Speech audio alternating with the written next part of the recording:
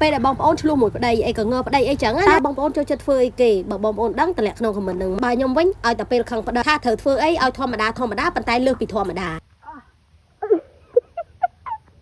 លឺតែខ្ញុំសើចតែប៉ុណ្ណឹងបងប្អូនដឹងហើយមិនមែនក្តីសុខរបស់ខ្ញុំពេលដែលឃើញប្តីពិបាកឯងប៉ុន្តែពេលខ្លះខឹងគាត់ពេលដែលនិយាយគាត់អត់ស្ដាប់បងប្អូនហើយមិននិយាយគាត់អត់ស្ដាប់រឿងអីណាគឺរឿងគាត់ជួបប្តីនឹងហ្មងបងប្អូនដោយសារថាប្តីខ្ញុំគាត់មានបញ្ហាលាកតងសួតមកជាហៀងហើយពេទ្យក៏ប្រាប់ថាកុំឲ្យប្តីខ្ញុំជួបប្តីអីបើនៅតែបន្តជួបទៀតអាចនឹងមានគ្រោះថ្នាក់អញ្ចឹងណាអញ្ចឹងខ្ញុំតែងតែប្រាប់គាត់ជារឿយៗថាកុំឲ្យជួបប្តីប៉ុ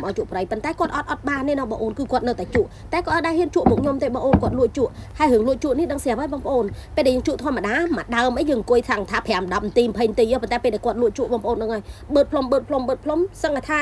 ម៉ាននាទីអស់មួយដើម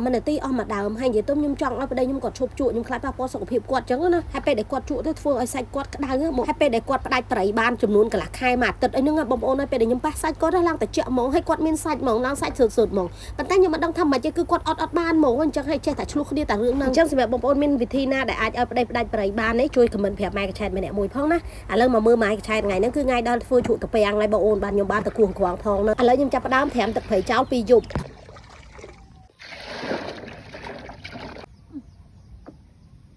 ហើយសម្រាប់ទឹកប្រេដែលខ្ញុំត្រាំហ្នឹងគឺទឹកស្រះបងប្អូនសម្រាប់បងប្អូនចង់ត្រាំហើយមួយរយៈនេះខ្ញុំតែងតែលើបងប្អូនសួរខ្ញុំថាម៉ែកឆែឥឡូវសម៉ែដោយសារតែពីមុនសបល់ខ្ញុំគឺប្តីខ្ញុំហើយខ្ញុំគឺស្មើគ្នាប៉ុន្តែឥឡូវនេះគឺខ្ញុំសជាងដាច់ហ្មងបងប្អូនអញ្ចឹងបានពេលដែលខ្ញុំថតខ្ញុំចេះចង់ថតមួយប្តីខ្ញុំដោយសារអីគឺខ្ញុំខ្មៅស្រាប់ប៉ុន្តែឥឡូវគឺខ្ញុំសជាងប្តីខ្ញុំអញ្ចឹងខ្ញុំយកប្តីខ្ញុំមកថតមួយហ្នឹងដើម្បីឲ្យដឹងថាច្បាស់ហ្មងថាខ្ញុំឥឡូវសមែនពួកអីស្បែកខ្ញុំគឺខ្មៅខ្លាំងហើយខ្ញុំលាបឡេអត់ងាយត្រូវទេបងប្អូនអញ្ចឹងពេលដែលខ្ញុំប្រើជាមួយនឹង LTN ហើយបងប្អូនអាចមើលបានថាសាច់ខ្ញុំឥឡូវគឺភ្លឺហ្មងសហើយបែបភ្លឺបែបក្រាស់បែបមានពន្លឺបែបមានសណ្ដើមអញ្ចឹងសម្រាប់ខ្ញុំគឺខ្ញុំប្រើជាឈុតហើយខ្ញុំប្រើ3មុខនឹងគឺមានប្រេងសង្វាមាន 10 3 in 1និងមាន extra ចង់បានស្បែកស complex TN ស្រះក៏បានត្រាំទឹកបឹងក៏បានទឹកទន្លេក៏បានលើកលែងតែទឹកស្អាតហើយនឹងទឹកភ្លៀងសម្រាប់ទឹកភ្លៀងហើយទឹកស្អាតខ្ញុំមិនដឹងថាម៉េចទេប៉ុន្តែពេលដែលដាក់ទៅគឺធ្វើឲ្យតាពាំងយើងស្អុយអញ្ចឹងណាបងប្អូនអញ្ចឹងហើយភាគច្រើនគឺខ្ញុំត្រាំតែជាមួយនឹងទឹកស្រះទេបងប្អូនដោយសារខ្ញុំមានស្រះក្បែរផ្ទះដែរបងប្អូនអញ្ចឹងហើយរួចរាល់ហើយគឺប្តីខ្ញុំក៏ចាប់ផ្ដើមជៀនត្រីជៀនអីទុកឲ្យកូនហើយពួកខ្ញុំគឺនាំគ្នាទៅរងក្រងសិនដោយសារអីខ្លាចមេឃក្តៅបងប្អូនតាន់ផឹកព្រលឹមអញ្ចឹងយើងទៅហើយណានិយាយពីដើមមកកាត់ព្រៀនស្រែភ្លាមបងប្អូនអើយមានអារម្មណ៍ថាស្រស់ស្រាយហ្មងបងប្អូនឃើញផ្កាឃើញអីឃើញស្រូវឃើញស្រែអីអញ្ចឹងមានអារម្មណ៍ថាស្រស់ស្រាយហ្មងបងប្អូនហើយមកនេះគឺមកតាំងបថុយណាខ្ញុំមិនដឹងថាមានមិនមានបានមិនបានទេបងប្អូនហើយពេលដែលខ្ញុំដើរកាត់ស្រែ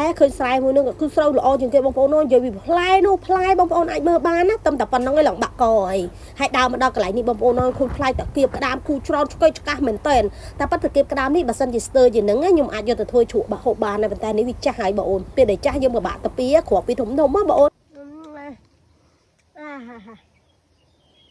ឥឡូវប្តីខ្ញុំគាត់ចាប់ផ្ដើមតដងទឹកណាដោយសារអីគឺមើលឃើញក្រងពី3ចង្វុកហើយបងប្អូនអើយពី3ចង្វុកហ្នឹងគឺបានតែបន្តិចដែរទេបងប្អូនតែប៉ុន្តែរាល់ឆ្នាំពេលដែលខ្ញុំកោះហ่าបងប្អូនឡានឈរមែនតើឡើងដូចបាយកកអញ្ចឹងបងប្អូនប៉ុន្តែមួយឆ្នាំនេះគឺខ្ញុំមិនដែលបានកោះទេបងប្អូនអើយដោយសារថាវាអត់មានបងប្អូនអញ្ចឹងហើយគឺខ្ញុំមិនដែលកោះទេប៉ុន្តែឥឡូវនេះគឺខ្ញុំមកកោះរៀងលក់បានថ្លៃដែរបងប្អូន1គីឡូ30000ជាងនោះមិនលក់បានថ្លៃពេលដែលយើងទៅទិញវាថ្លៃដែរអញ្ចឹងសាក់គោះមើលទៅលក់បានប៉ុន្តែអត់បានដែរណាបងប្អូនអើយបានតែបន្តិចហ្នឹងមកសបុកអីបានប្រហែលជា5គ្រាប់ហ្នឹងថ្ងៃចិត្តថ្ងៃសិលហ្នឹងណាបងប្អូនជាចំណាំចាស់គាត់ថាឲ្យតែគោះក្រងគោះចិត្តថ្ងៃសិលគឺបានមេថ្មិលច្រើនអញ្ចឹងណាខ្ញុំមិនដឹងថាពិតមិនពិតទេណាបងប្អូនគាត់តែចាស់គាត់និយាយអញ្ចឹងយើងចំណាំតាមគាត់ដែរអញ្ចឹងណាបងប្អូននេះគឺបានតែប៉ុណ្្នឹងឯងអញ្ចឹងពួកខ្ញុំក៏សម្រេចចិត្តថាទៅវិញអត់បានទេបងប្អូនណាមួយយើងអត់មានណូលផងមានតែដើមខ្ពស់អញ្ចឹងណាយើងយកអត់ដល់មានតែកងា